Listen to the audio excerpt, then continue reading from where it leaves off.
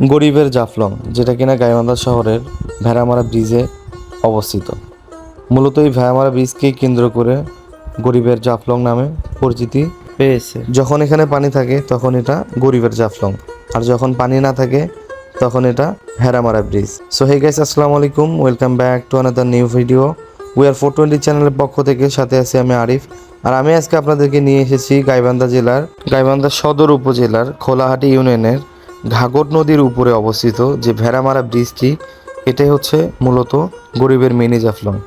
আর এইখানে আমি আপনাদেরকে ড্রোন শুটের মাধ্যমে দেখাই দেব যে এই জাফলংটা কতটা সুন্দর এবং মনোমুগ্ধকর দৃশ্য, সেগুলো আমি সব কিছু আজকে ভিডিওতে আপনাদেরকে দেখাই দেব।